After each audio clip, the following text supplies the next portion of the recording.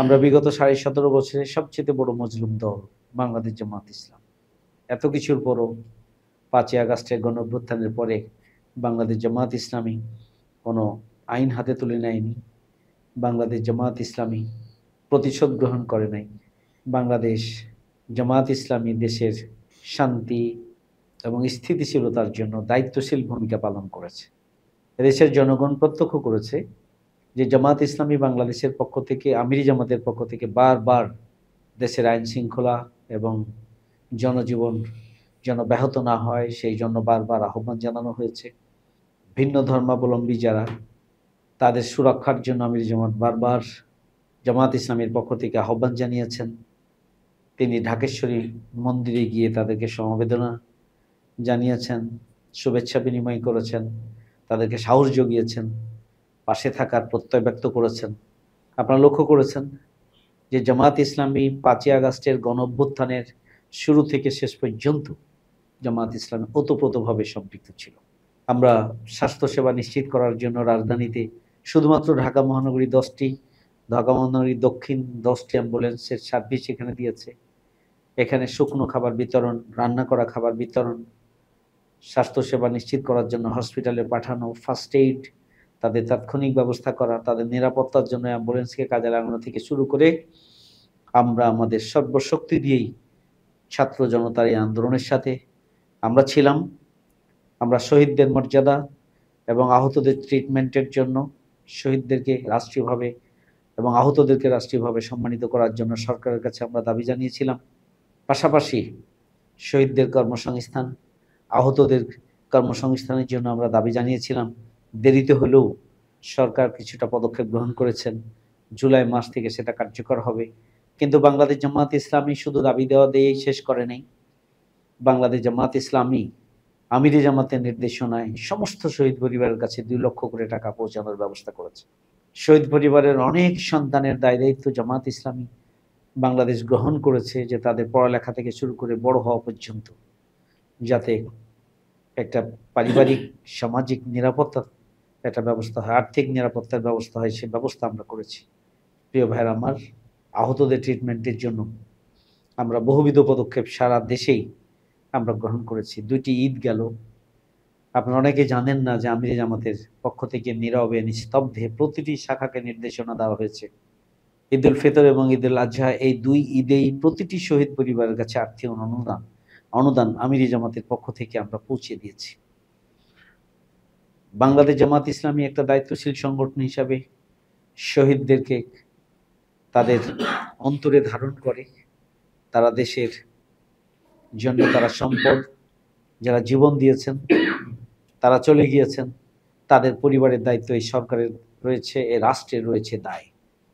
সেই দায় রাষ্ট্র যেমন অগ্রাধিকারের ভিত্তিতে পালন করা উচিত, রাজনৈতিক দলগুলোর সেই দায়িত্ব পালনের জন্য এগিয়ে আসা উচিত। কিন্তু খুবই দুর্ভাগ্যজনক যে আমরা দেখছি যে বাংলাদেশ জামাত ইসলামী ছাড়া আর কোনো রাজনৈতিক দল গুরুত্বের সাথে শহীদ পরিবারকে সহযোগিতা, তাদের পাশে দাঁড়ানো, তাদের সাহস দেয়া, আহতদের চিকিৎসার জন্য ব্যবস্থা গ্রহণ করা, তাদের পাশে দাঁড়ানো, তাদের সহযোগিতা করা, কোনোটাই তারা করেনি।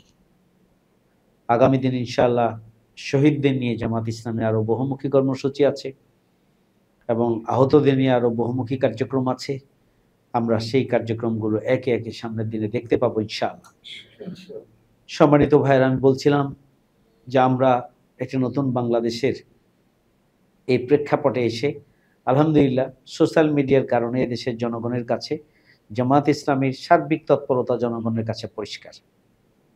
সোশ্যাল মিডিয়ার কারণে এদেশের জনগণের কাছে জামাত ইসলামীর প্রতিদিনের কার্যক্রম প্রতিদিনই তারা পেয়ে যাচ্ছেন এবং যতই জামাতের বিরুদ্ধে চক্রান্ত ষড়যন্ত্র করা হোক না কেন, আলহামদুলিল্লাহ যে জামাত ইসলামী বাংলাদেশ সোশ্যাল মিডিয়ার সুবাদে জনগণ প্রকৃত সঠিক তথ্যটাই তাদেরকে পেয়ে যাচ্ছে। পাশাপাশি অন্যদের তৎপরতাও তারা লক্ষ্য করছে।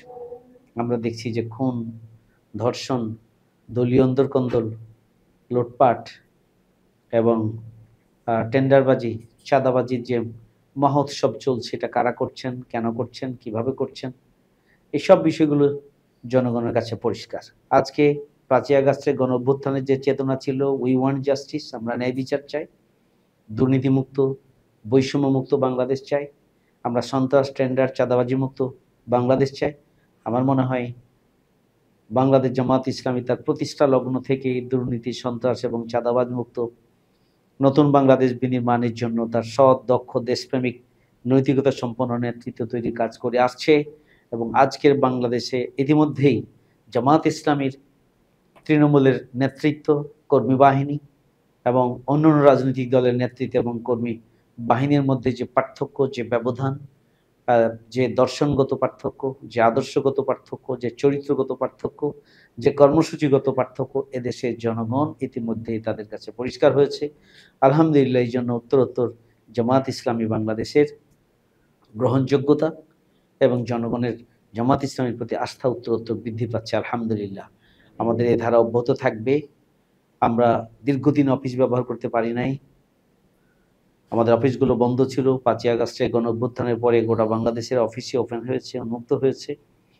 আমরা পল্টনেও মহিলাদের জন্য তেমন কোনো ভূমিকা রাখতে পারি নাই, দেরিতে হলেও পল্টন থানা সংগঠন একটা সুবিন্যস্ত বড় স্পেসের একটা অফিস বন্ধের জন্য সুযোগ করে দিয়েছেন এবং সুন্দর করে আরও ডেকোরেশনে যা প্রয়োজন সবটা সুন্দর করে দেবেন। এবং যতটুকু ইতিমধ্যেই আমি দেখেছি, আলহামদুলিল্লাহ, আমি পল্টন থানা আমিরকে শুকরিয়া জানাই এবং বোনদের সাহসকেও আমি উৎসাহিত করতে চাই যে আসলে আমরা সংগঠনের পরিকল্পনা বাস্তবায়নের জন্য, সিদ্ধান্ত গ্রহণের জন্য, কর্মসূচি বাস্তবায়নের জন্য এবং সংগঠনকে সার্বিকভাবে এগিয়ে নেওয়ার জন্য, সংগঠনকে গণসংগঠনে পরিণত করার জন্য, বিশেষ করে মহিলা অঙ্গনের যে বিরাট সম্ভাবনা, সেই সম্ভাবনাকে ব্যাপকভাবে কাজে লাগানোর জন্য আমরা মহিলা অঙ্গনে সহযোগিতা আরও বাড়াতে চাই। মহিলা অঙ্গনকে আরও যাতে স্বাচ্ছন্দ্যে তারা ভূমিকা রাখতে পারে, কার্যক্রম পরিচালনা করতে পারেন, পরিকল্পনা বাস্তবায়ন করতে পারেন, সমাজ কল্যাণমূলক বহুমুখী কার্যক্রম পরিচালনা করতে পারেন, প্রশিক্ষণমূলক নিয়মিত কার্যক্রম যেন পরিচালনা করতে পারেন। পল্টনের মতো রাজধানী এবং দক্ষিণের রাজধানী হচ্ছে পল্টন, সুতরাং পল্টনের মতো জায়গায় বোনদের এই ধরনেরই একটি ভালো অফিসের প্রয়োজন ছিল এবং সেই ব্যবস্থা পল্টন থানা আমির করে দিয়েছেন। এই জন্য পল্টন থানাকে আমি কৃতজ্ঞতা জানাই এবং বোনদের প্রতিও শুকরিয়া জানাই যে আপনারাও সুন্দর একটা অফিস চয়েস করেছেন এবং আগামী দিনের কার্যক্রমকে সুন্দরভাবে গুছিয়ে এগোনোর জন্য আমি আশা করি আপনারা আরও বেশি তৎপর এবং মনোযোগী হবেন। আপনাদের এই প্রচেষ্টা আল্লাহ রাব্বুল আলামিন যেন কবুল করেন, এই অফিসের আল্লাহ রাব্বুল আলামিন যেন বরকত ও কল্যাণ দান করেন এবং কোরআনের সমাজ প্রতিষ্ঠার যে আমাদের কর্মসূচি, এখান থেকে সেই আলো মহিলা অঙ্গনে যেন ছড়িয়ে দেওয়ার জন্য একটা উত্তম এবং গুরুত্বপূর্ণ একটি মাইল ফলক হিসাবে অফিসটিকে আল্লাহ রাব্বুল আলামিন যেন কবুল করেন। নতুন বাংলাদেশ বিনির্মাণে আমাদের সংগঠনকে একটি শক্তিশালী ভিত্তির উপরে সব ধরনের ত্যাগ এবং কোরবানি, বিশেষ করে সময়, শ্রম, মেধা, প্রতিভা, অর্থ, সম্পদ সব কিছু দিয়ে আমরা যেন আমাদের এই কাফেলাকে এগিয়ে নিতে পারি। আল্লাহ রাব্বুল আলামিন আমাদেরকে সেই তৌফিক দান করেন, এই দোয়া করি আমার কথা এখানে শেষ করছি। আসসালামু আলাইকুম ওয়া রাহমাতুল্লাহি ওয়া বারাকাতুহু।